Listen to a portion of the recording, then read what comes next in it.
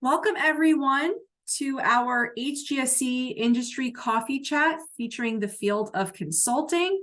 I'm so glad to see all of you here today. My name is Lisa Himmelman. I am the Assistant Director of Alumni Engagement. We're really excited for what should be a very dynamic session. But before we get started, I do have some light housekeeping items I wanted to review with you. So as you can see, we are hosting today's session in a meeting style, so feel free to keep your camera on or turn it off, whichever is your preference. We will be recording today's session, as you can see, and distributing it in a follow-up email next week to everyone who registered. You will also notice that you're currently muted, and we do ask that you remain muted when you're not speaking. This is meant to be an interactive session, though, so everyone here will have the opportunity to raise their hand and go off of mute to ask questions and have discussion later in the session. We also invite you to use the chat for this purpose, and we will be monitoring the chat. We do have closed captioning available for today's session, so if you would like to see the captions, please click on the CC/live transcript button, then click on Show Subtitle. You can turn off subtitles by clicking on Live Transcript, then click Hide Subtitle.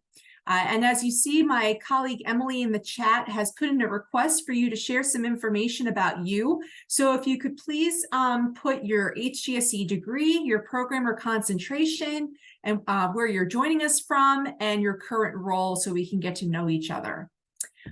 So for those of you who have attended coffee chats in the past, we're going to be doing things a little bit differently this time. I have the distinct pleasure of moderating our panel today. I am thrilled to introduce Alex Kim, EDM class of 2022, Tara Nicola, EDM class of 2020 and PhD class of 2023, and Angie Estevez Prada, EDM class of 2022, who will be our panelists today. So we're going to go ahead and jump in. I am first going to ask our panelists, starting with Alex, if you could just share your, I know I just shared your name and your graduation year. So if you could tell us a little bit more about your current role, your organization, and an overview of what a typical day looks like for you. So Alex, if you could get us started, please. Great. Thank you so much for kicking us off, and thanks for the introduction. I'm Alex. I am class of 2022. I did the LDIT Learning Design and Innovation and Technology program. And right now I'm an associate consultant under the strategy and operations practice at Slalom Consulting. It's a large business and tech consulting firm. And an overview of a typical day, I would say it is consisting of 4 different things. So client calls, internal working sessions, and other internal initiatives, and heads down working time. So typically, if I'm staff on an active client engagement / project, I would start my day with a internal stand-up with the team at Slalom, talking about what we have to do today, what meetings we have with the client, just going over the schedule and daily tasks. And then we're going to jump into some client calls that we have scheduled for the day, talking about their pain points, learning more about their organization and what solutions we can provide for them. And we also have some internal working sessions with the team to talk about the upcoming deliverables, what we're going to suggest for them. And there may be some other internal initiatives that you may be working on, whether that's like a call with your manager or whether that's employee resource group, you're planning an event. So really, that's how I would sum it up. But really, I would say there's a big variety in every single day in consulting. Awesome. Thanks, Alex. Tara, I'm going to pass it over to you. Good afternoon, everyone. My name is Tara Nicola. I recently graduated from Hugsy after a long 6 years doing my PhD.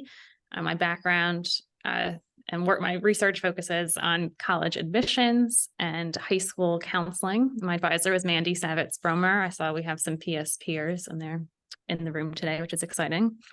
I started after finishing my PhD, working at Gallup in Washington, D.C.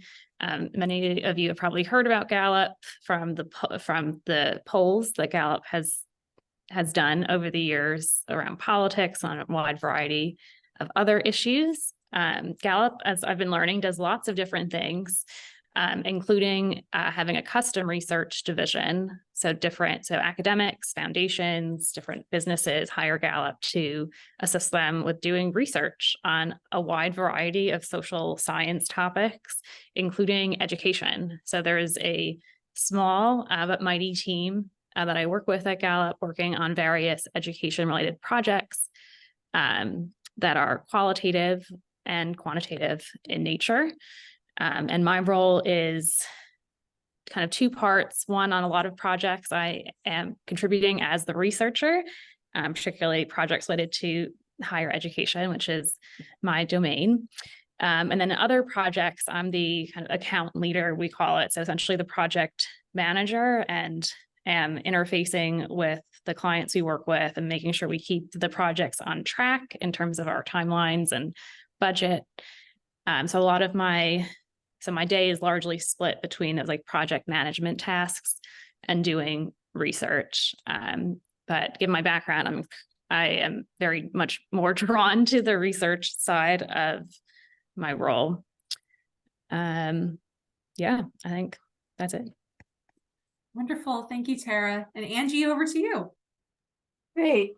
Hi, everyone. My name is Angie Esteves Prada. Use she, her pronouns. I am a consultant at the Bridgespan Group, which is a nonprofit management consulting firm based in Boston, but also has offices in San Francisco, New York, Mumbai, Johannesburg, and Singapore. We are a firm that focuses on three major practices, one being nonprofit strategy consulting. So thinking about fundraising strategy, if you have new strategic goals, strategic aims, or if you're just trying to solve a big problem within your nonprofit, people may hire us. We also work with philanthropists and philanthropy to think about their funding strategy, do sourcing and diligence on organizations, and so on and so forth. And then we recently launched this past year an impact investing practice, thinking about and working with impact investors to measure both quantitative and qualitative impact of new and upcoming businesses. So as a consultant, my day really varies. At Bridgespan, you are staffed on two projects at one time. And so you'll be working with maybe two different clients at one time. You'll be working on a variety of teams, which I actually really enjoy because there's actually no overlap between my two teams. So it's a really great opportunity to get to know not only different fields, but also different team members. Currently, I am staffed on a project with a philanthropist, so doing some sourcing due diligence for different nonprofits for that philanthropist. And then I'm also working directly with a nonprofit focused on workforce development. So my own background is in higher education. I'm very passionate about higher education, used to work at admissions, but also feel very passionate about alternative routes to credentialing, so micro-credentialing or workforce development or career and technical education. So I could talk a lot more about that. But I graduated in 2022 with an ELOE and gotten a chance to work right into consulting since then. So while education isn't the main focus of my staffing at Bridgespan, I actually use my education background a lot in my day-to-day, and excited to talk to you all more about that. Amazing. Thank you, Angie. And I feel like what you just said is a perfect segue into our next question. So what was your journey to consulting from HGSC? Kind of what brought you to where you are today? So Angie, if you wouldn't mind getting us started, just because you provided that great segue.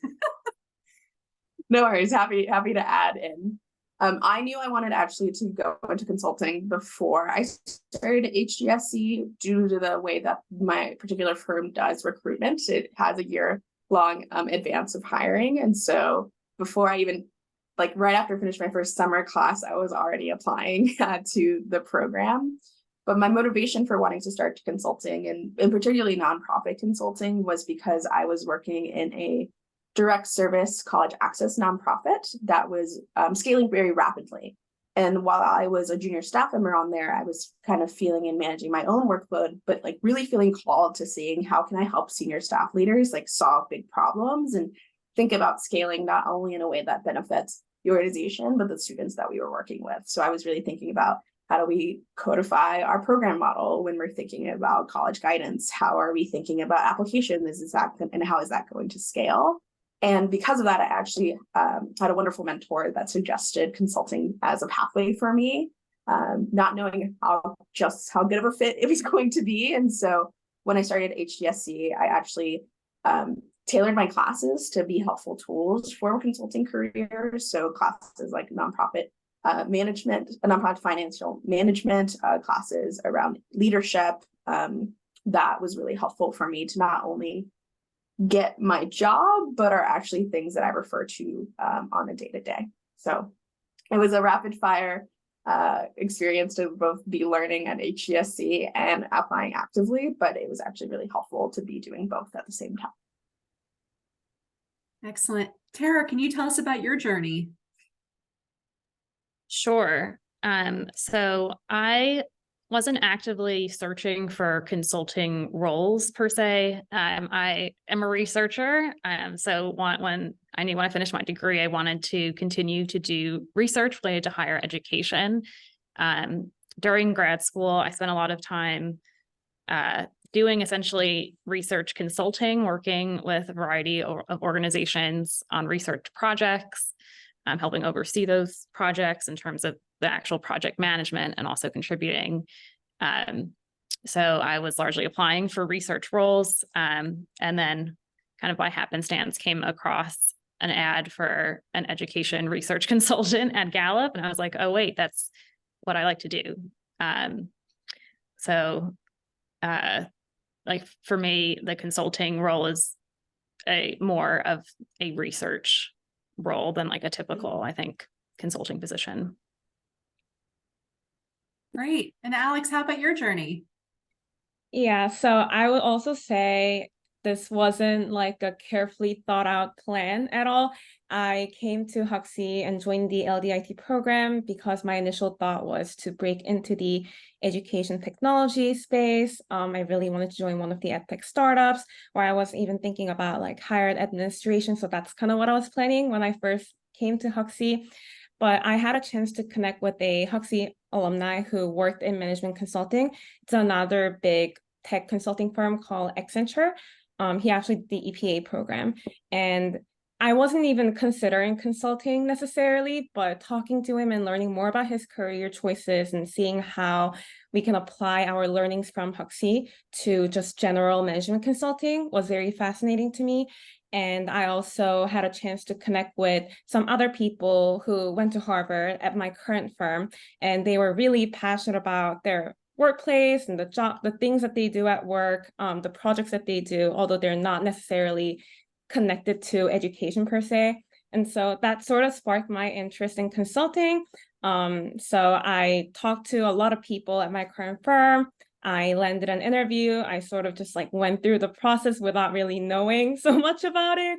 And this was the offer that I got, and I was really happy about it. I really liked the people that I talked to. And I thought consulting, so I came to Huxley right after college. So this is my first job out of school. And I thought consulting had a lot to offer, especially for an early career professional, because you learn a lot. It's very intense and it's very fast paced. It's also a great place to build a strong professional network, and also get exposure to a lot of different industries if you're not entirely sure what you want to commit to. And so I saw a lot of pros in joining consulting, and that's how I ended up here. Wonderful. Yeah. And Alex, I see here that Ronik was asking about the alum that you had connected with that sort of helped get you to this point, talking about connections. And I see here that Rachel also posted a link to the organization she works for. So and her LinkedIn group, or her LinkedIn profile, I should say. So it looks like we're already connecting with each other, which is really important. And so just thinking about, being in the consulting field, I'd love to hear what motivates each of you professionally, and sort of related to that, what keeps you questioning and curious in the field of consulting, whether you're sort of newer into this field or you've been doing it for a period of time. So Alex, I'm going to start with you. Great. I'm happy to answer that question. So for me, I think there are really two main things. The first thing just going off of my previous point, I think there's a lot of flexibility to sort of explore and delve into industries and areas of expertise that I'm interested in.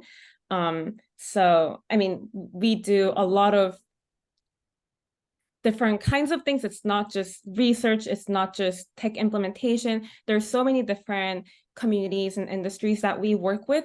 And so I think it's a great place to throw like identify your interests as well as grow expertise in them.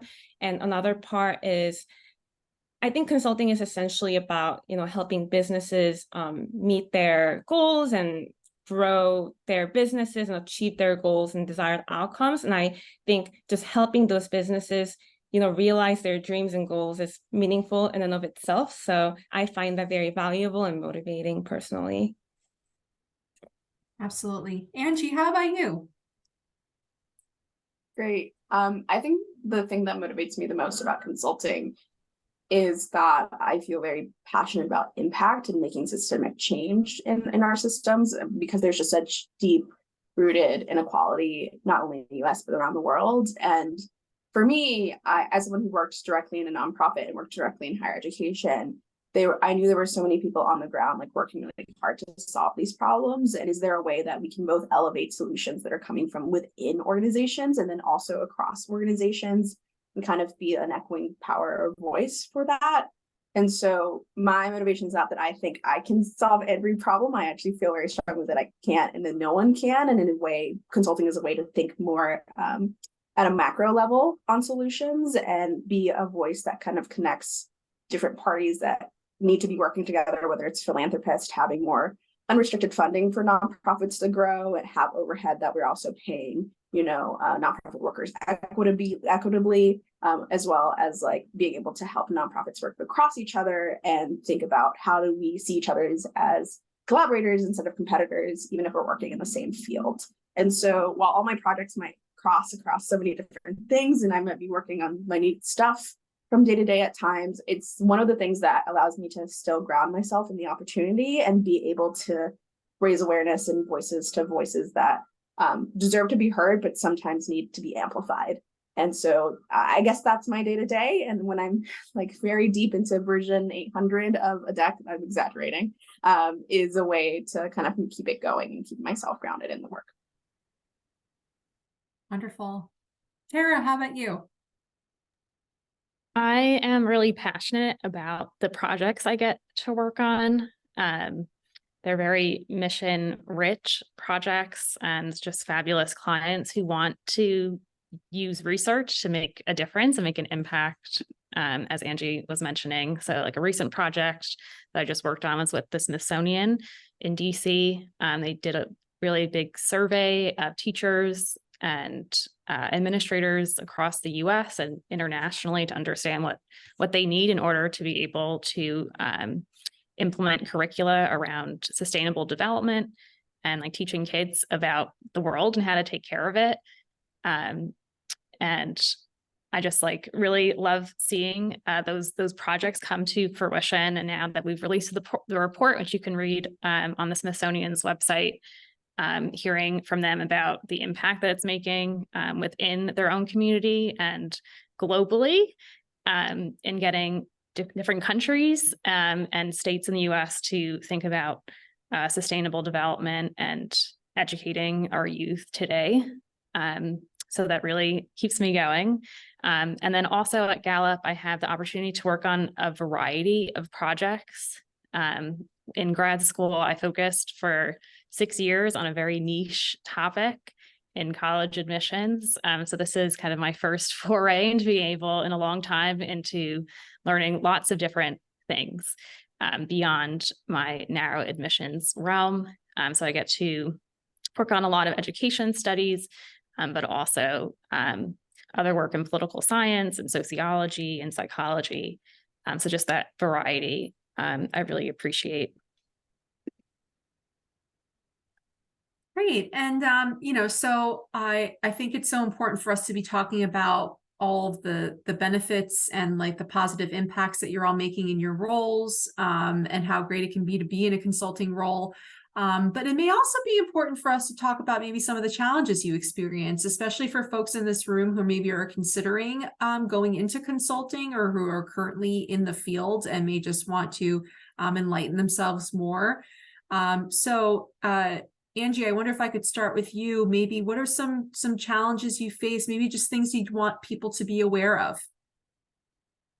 Yeah, I think the number one thing is, because I was so passionate about the topic around higher education, it is the need for you to be able to be more of a generalist than you think. So consultants inherently by trade are generalists. So you have to have a lot of really different interests, and you have to be willing to not just learn, but dive really deep into a topic that you may not have been exposed to before, and then get comfortable being uncomfortable, just trying to solve a solution. And that sounds kind of difficult to place, but for example, thinking about if an organization needs help with operating model, like how do you help this organization organize their structure, even if you've never done it before, for say, how do you use evidence, how do you learn it quickly, and how do you just feel comfortable, like just kind of yourself being a little vulnerable, whether it's to your managers, to your team, and to the client itself. It's inherently us trying to solve a difficult problem. Otherwise, we wouldn't be trying to be solving it. And so that was something I had to get used to, of like showing my thinking, especially coming from an academic setting where like there's so much important value in research, and we have such rigorous like measures around research, and the importance of both honoring that, and then also with time constraints, how can you most possibly build an equitable solution, knowing that it's going to be imperfect, and like moving the work forward. So that's actually one of the things I had to work on the most when I first started in my job, is sharing my thinking, sharing why I'm thinking it, and like be vulnerable to like it being shot down multiple times. And that's not speaking on your ability or your knowledge, but your ability to like then rethink and regroup and think of a better solution that is actually going to move the work forward. And so like as a recovering perfectionist is actually where is a very, very difficult part of consulting that I wasn't really aware of how much I would be doing. I would say about, since I've been starting, I've done a lot better, but it is something I want to flag as like being able to like share yourself and be vulnerable, and knowing that that is like crucial to the work. I think that has been one of the biggest challenges, and knowing when to not take that personally and allow yourself to like lean into your professional development to make yourself a better leader through that action. Absolutely. I love that, recovering perfectionist, Angie. Alex, how about you? Yeah, I actually want to echo what Angie said. I think that rings very true for me as well. Just being able to, think really fast, be a fast learner, and being nimble and flexible on the spot, I think is a really important skill, and something that I had to learn after I joined consulting. So that there was a pretty steep learning curve there. Just learning about a lot of new topics and industries during your project was challenging. Another thing I would say is that you're not always staffed on projects you're interested in. Like you may just be staffed on a project that you have no interest in it, and then you just kind of have to get yourself more interested in this topic and invested. On the flip side, because it's project-based, depending on your team and role, this project isn't going to last forever. For a lot of strategy projects, actually, they only last about 3 months. So I guess that's a pro of consulting.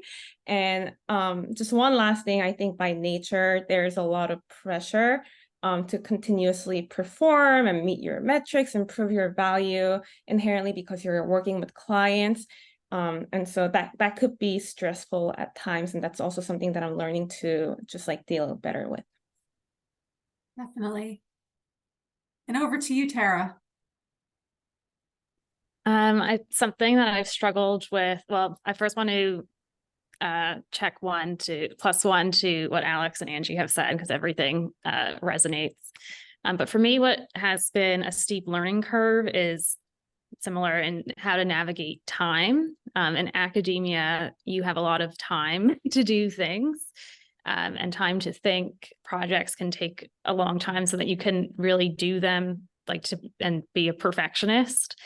And in the real world, outside of academia, you can't do that. And there are a fixed number of hours that you can allocate to project work. I work on or touch on between 10 and 12 different projects. So there are not enough hours in the day for me to devote to any one of them. But I still want them to turn out really well. So I'm getting better now, but it's definitely been a learning curve to like figure out that spot of like being okay, like doing a good job, and like being okay with the fact that I can't continue to tinker on it for like months on end, the work that I'm doing, because there's not enough time to do it. For sure.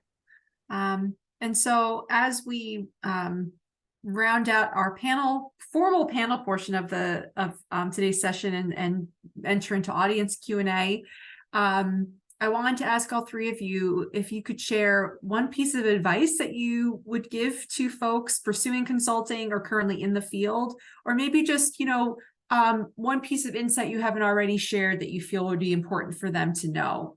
So Tara, I'm going to start with you this time. Sorry, can you repeat the first part? I caught the second part. Oh yeah, if there's a piece of advice you'd want to give someone pursuing the field or currently in the field.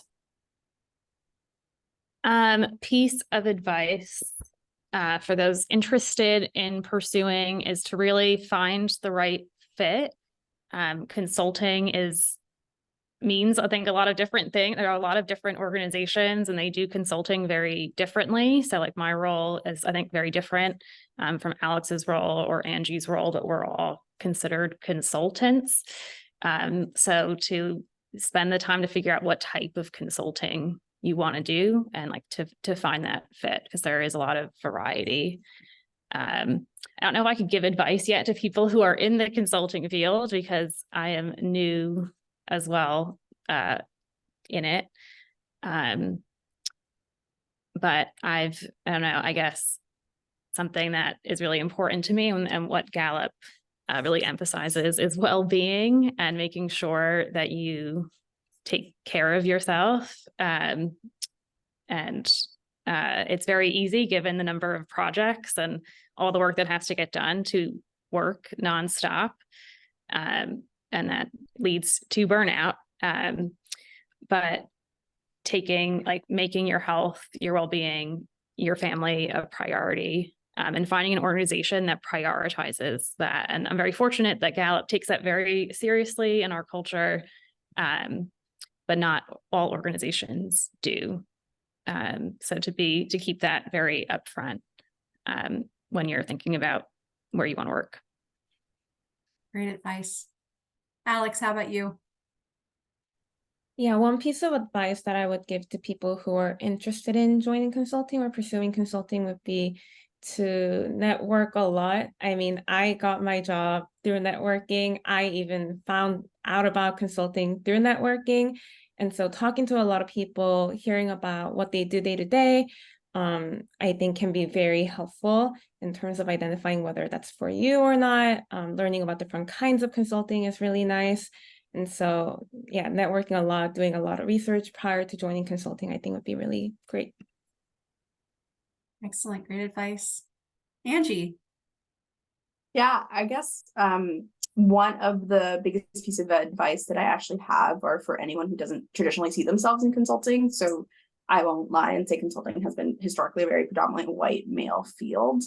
And so one of the nerves that I had when entering consulting was whether or not that was going to be a space for me. And so I just want to echo the importance of like doing your research and like finding your place within consulting. And then, but beyond just doing your research, like don't get in your head too much about it, like go and do it, like go and try case interviewing and go and try it, because you don't realize like how many opportunities there are. So for example, I'll give a personal story. When I was applying for my role, I was between applying for an associate consulting role, which is more of a junior level role, entry level role, and a consultant level role, which is like a more of a mid-level role. And I was right in the middle of the terms, and when it comes to like work experience, I knew I was going to graduate with my HGSU degree, so I would have that master's degree. And I'm very thankful actually to the Career Center, who was like, you should absolutely go for a consultant. Even though it led to a very steep learning curve at the start, now that I'm more comfortable within my own career, like I'm very glad I did it, because it pushed me to not only just go for it, but also like have more pay equity within myself and like compare it and like inspire other peers. And so I actually have friends now who are associate consultants who have the same level of experience as me, who also had master's degree, who are like, I wish I had gone for the consultant role like you did. So I just want to say and echo that this can be intimidating at times, but that like it's worthwhile to do it if you feel passionate about it. And there are resources. If you feel overwhelmed with networking, just like start searching online. My advice is never to pay for any advice because there's so many wonderful free advice out there, same as my hot take on admissions. But I'm here to just say that like it's really worthwhile to like go, even if it seems like kind of terrifying at the start. Well, those are all fantastic pieces of advice. Thank you all so much. And thank you for answering the other questions. I'm watching the chat. It's very active right now. And I know folks are really finding your insights helpful and people are connecting with each other and sharing their experiences, which has been great. So I think that really leads us into our Q&A portion beautifully. I want to give the audience an opportunity to ask their questions and share their thoughts. So you're welcome to raise your Zoom hand and we will call on you, or you can also put your questions in the chat and Emily will help me with moderating that. So I see some hands coming up. That's great. Taylor, I'll start with you. Hey there. Yes, I'm kind of a one-woman show right now with consulting, and I'm nervous. It's my first year kind of going out on my own after 7 years of teaching in the classroom. And my biggest concern is funding with these tight purse strings of education. How, as an independent contractor, I mean, is it even feasible to be going out there in this economy trying to ask schools for money for my consulting services? And one of the major focus that I do is I focus on building and maintaining healthy, transformative relationships on the K through 12 campus, primarily between students and teachers, but also teachers and administrators and that school leadership. So I guess my question is there funding? How crazy am I to go out and do this sort of on my own? And then I guess that follow-up question would be, should I be looking for a bigger consulting company to work for?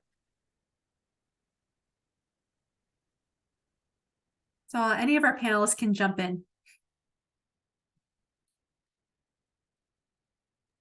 I won't speak with a lot of independent entrepreneurial consulting experience, but will only say that I think it's never wild to think about getting paid for good work. And I think there are opportunities, even if it's not school districts, thinking about nonprofits that already have, local nonprofits that already have in with school districts as a way to like think about different avenues of arrival for starting contacts there. So if it feels very overwhelming to work with a district, like what is someone that's an existing partner for engagement in that? I think that would be my best piece of advice. And beyond that, like always happy to talk about what it's like to work for an organization where luckily I don't have to think about the cost or finding the cases just yet. But that would be like my own, like based on my knowledge, piece of advice to share. Thanks, Angie. Yeah, thank you. And it also looks like you're getting, Taylor, some responses in the chat as well from our other audience members. So this is really helpful. Ronak, it's over to you. Thank you so much. First of all, thank you so much to the whole Hugsy team for making this happen. And thank you so much to all the panelists for the time. I hope I'm audible. I'm clearly audible. A quick background about me. A mechanical engineer. I can work in any technology. That's my USP. But joined the government of India to create the innovation arm, to work at the innovation arm of my country. 10,000 makerspaces later, I came to Hugsy.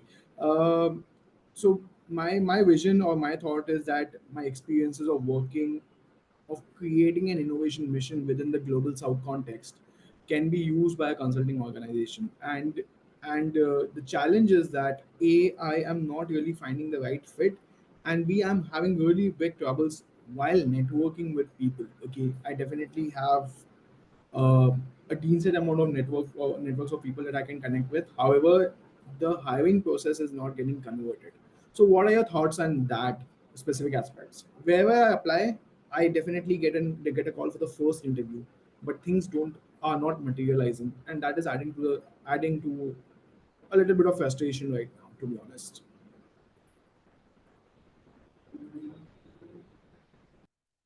Can you clarify what roles you're like what types of organizations you're So applying to? I am looking at a director position because of the pedigree of work that I have already done.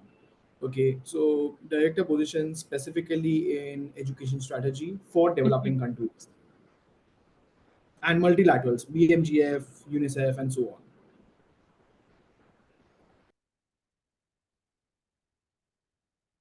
on. I know, well, applying for a job is always very stressful, regardless of the industry. But I think consulting in particular is stressful and can be hard to break into. I'm unfortunately not very familiar with your space because my work is very US, is higher ed centered. But I know when I was applying for jobs, like really trying to leverage my network to meet people at various organizations, not necessarily at the organizations I was interested in working at, but like peer organizations, to better understand the role and better understand what the organizations are looking for so that I can tailor my application accordingly. I think that the individualization of the application to the consulting role really can make you stand out. Yeah, just going off of what Tara said, I would echo what you shared. I think networking is really key, leveraging your network. I mean, I didn't know a whole lot of people coming to Huxley, but through my Huxley degree, I got to talk to a lot of people just via LinkedIn, just cold messaging them, asking them a lot of questions, and highlighting your experiences and your strength in a way that aligns with the job description, I think is really important. So I think just identifying your strength and what you can highlight in your application, what makes you special, what makes you, I think is a really important skill when you're applying to a lot of jobs. Yeah, that's such great advice. And I see more advice coming into the chat talking about leveraging your network. I feel like so many folks are doing that right now. So that's awesome. Nancy. Hi there. Thank you all so much for your time. I have a quick question. So one of the most intimidating parts, I think, with like even applying is when you get to like case interviews. And I was wondering if you had any tips on where to look, because I feel like you're right, Angie, when you're like, oh, the information's out there, but it's a lot. And to know what's worthwhile, I'd love to hear what you all recommend. I will talk about this because so everyone recommends Case in Point as a book. I actually think it's not that helpful for my learning style. And I actually really prefer when thinking about casing, because I was so early into my HESC career when I was like doing it. It was August. I had not really made a lot of friends yet. I was connecting with the career offices, but it was very difficult to like have a case partner. One of the best things I did was actually like listen to case interviews that other people have done. So like recordings of case interviews, whether it's directly from the firms that I was thinking of applying to, or there's actually like podcasts out there that are management consulting applying podcasts that I listened to their case interviews. And that was really helpful for me because I'm an auditory learner. So it was an opportunity for me to like also process and be like, oh, I really liked how they answered that question, or I really liked how they structured that framework.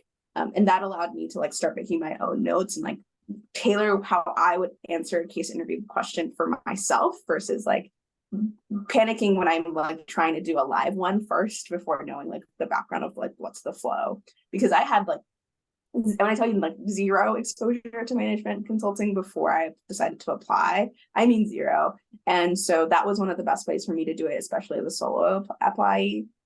And then as I was progressing in the field, I actually bugged a few MBA program consulting groups to get cases from them. So like if I ran out of cases from online resources, I actually used my email and reached out to different MBA like consulting clubs to kind of help me out. And then also Harvard had a graduate student consulting club that I decided to take part in, and had many like case projects or case challenges, and that was helpful too. By that point I had already had my job, but I would say like the number one resource that I actually recommend is listening to case interviews to understand like what is a good answer and being able to form that for yourself. Yeah, I can speak to it a little bit, although I don't have too much to speak to because I got so lucky and I didn't have to do a case interview. Well, I didn't know that was going to be the case, but yeah, I think I lucked out. But I was worried that I will be cased, so I just did a lot of online research, Googled a lot of case interviews. Like Angie said, I watched a lot of videos. There was this website called literally called caseinterview.com. And so there are a lot of resources there. I got weekly emails from there, just, I guess, looking through a lot of different case studies, example case studies, answers, examples, videos, I think were all really helpful. But that's been my experience. And I know there's fear there that you have to be prepared to do a case interview. I can tell you that not every consulting firm will case you. Many will, but maybe you will get lucky like me one day and you don't have to case. Obviously, it's best to be prepared, but yeah, I just wanted to put it out there for some perspective.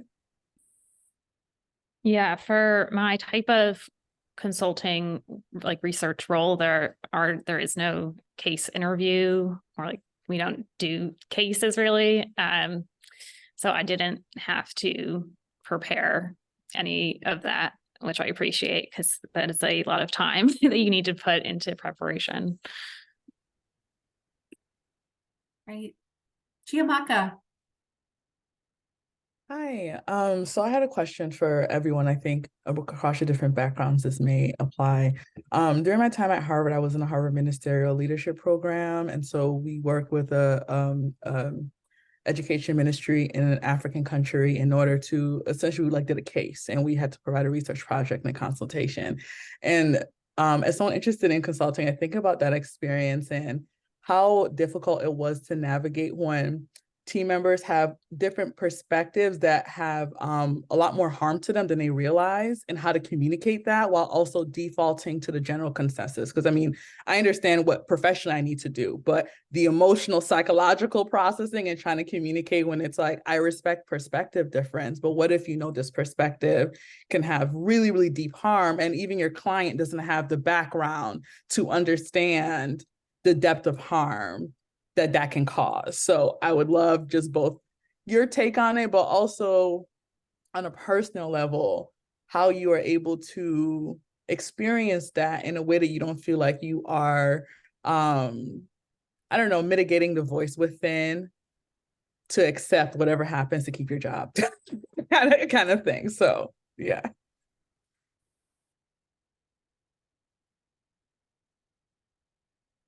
I will speak and say that it's very difficult to do. I haven't come across as what it sounds like as intense of an experience as you have, but one of the ways that I find power in like making my recommendations is like coming from my own lived experience while being open to others. So I actually, I make majority of what we create as the final deliverable. So instead of like necessarily like thinking about building consensus is important, and then also leading with like equity is something that I do in my materials. So thinking about like how can we bring racial equity or gender equity or mobility or any equity that might be pertinent in that moment to the materials that I'm creating. And so I'll even say that when it came to when I was helping create like a funding model, I wanted to make sure that like staff were being compensated correctly, and I wasn't perpetuating the harm of an underpaid nonprofit workers. So I actually did a lot of more detailed research to try to find the best salary benchmarks that I could find aligned with like living wage standards for this particular nonprofit. And like, yes, that took extra work. That wasn't like super easy to do, but I thought it was like really important and valuable, especially knowing that in my shoes, as someone who was working in a direct service nonprofit, I understand how, like, as someone who was also, to be transparent, formerly low income, like how hard it is to make ends meet while also wanting to make your passion like your lived reality and your work experience. And so while I got some pushback on that because I had done my due diligence in terms of research, it was kind of hard to like argue against it. And also I was luckily enough in a firm where racial equity is part of our lens, and we actually have racial equity check-ins about our case to make sure that we're leading with that. So is it hard? Yeah. And so I don't think there's always a perfect solution, but thinking about like what are the small ways that what you do have power over, and how can you like consult in a way that like leads into that equity focus.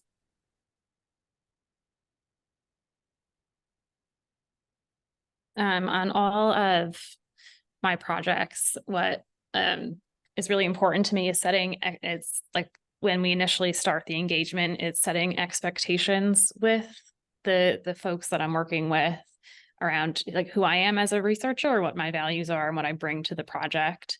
And what Gallup brings to the project. I'm grateful to be part of an organization that takes doing rigorous work very seriously. And luckily, like we have very strict standards as a brand for maintaining, for doing work that isn't presenting data in any biased way to advance any one party's agenda.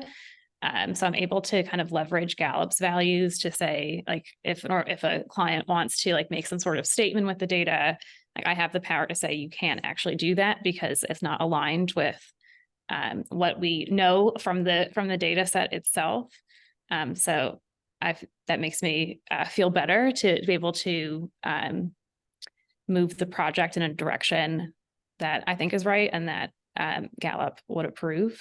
But I realize that's not necessarily the case at other organizations who might not have such tight control over the data themselves that they're presenting.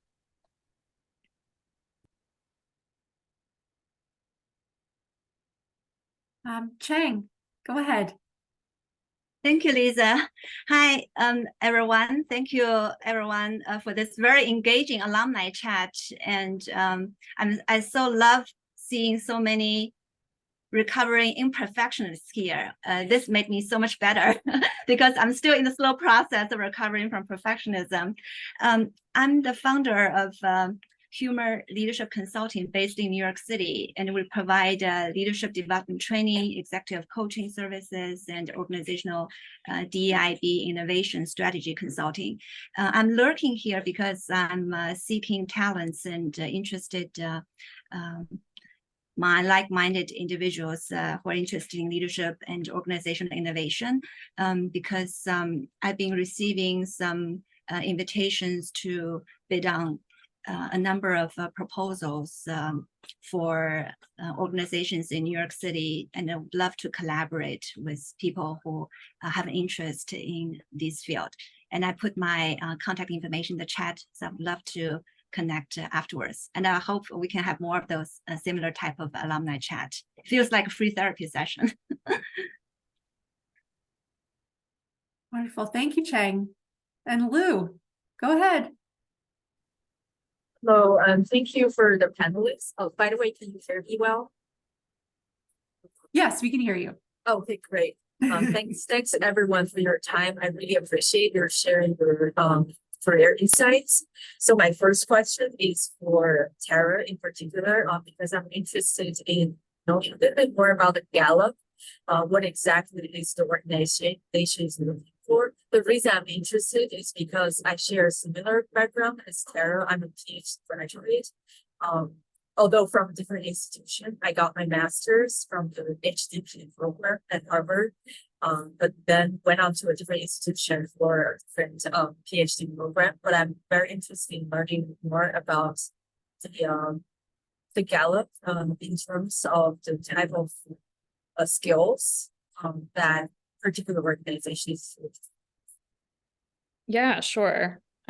So Gallup has a variety of different people who work on our research projects. There's a solid contingent who are involved, what we called methodologist roles, so are in charge of survey development and validation. They are usually PhD level researchers who have backgrounds in survey work.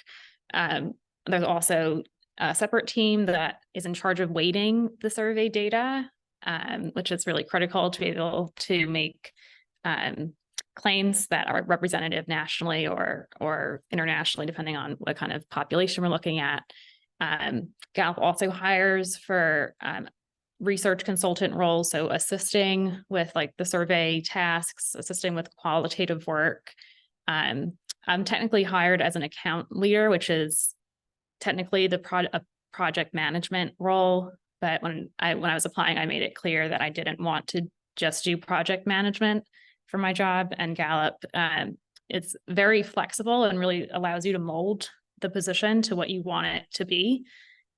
So I've been kind of carving out this kind of hybrid project manager researcher role, but most people are usually either a project manager or doing research in some capacity.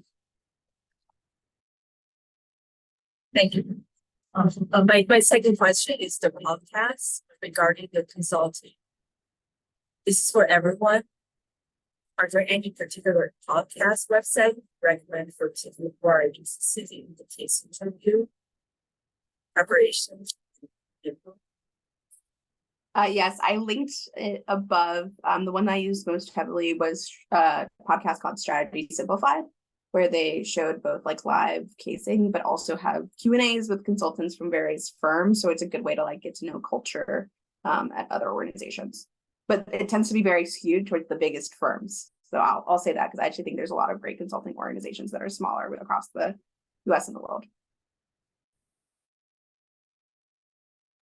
I'm not a big podcast person, but I am a big YouTube person. So if you search management consulting on YouTube, there's going to be a variety of resources that you can take a look at. It could be like a quick overview of management consulting, how to break into consulting. So there's so many of those videos that you can always refer back to learn more about consulting.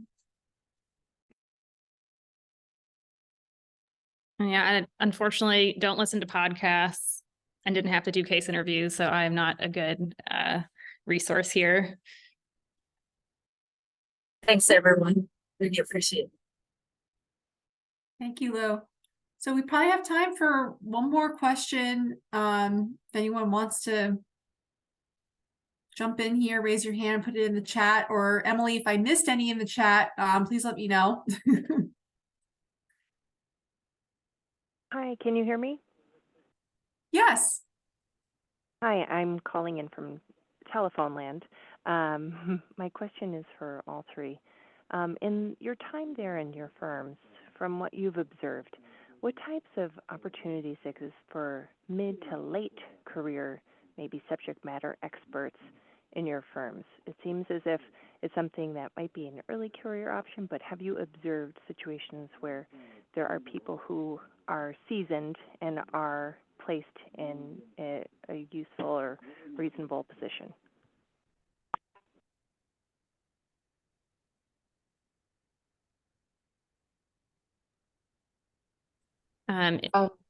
Go for it. Go for it. There at Gallup, we do have a number of subject matter experts. The ones that I work most closely with have come from academic backgrounds and are leveraging their expertise now in their research work. And like we need them. They are my mentors. And they have a really important role within Gallup. But again, that's kind of in this kind of unique research space I'm situated in. I will say that although predominantly the firm that I work with is looking for entry-level and mid-level employees, including those who don't have consulting experience that are moving towards consulting experience. There are opportunities that we engage with people who are expert matters in the field. So we actually do expert interviews and things of that nature.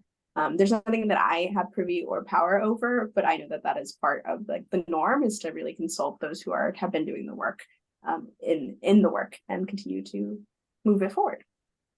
Yeah, similar to what Tara and Angie said, I think the more senior the position is, the more specialty that requires. So I'm a generalist consultant, but I think more mid-career or senior professionals that are hired into the firm tend to have many years of experience in a specific industry or a line of work. I think that's very typical and common. Yeah.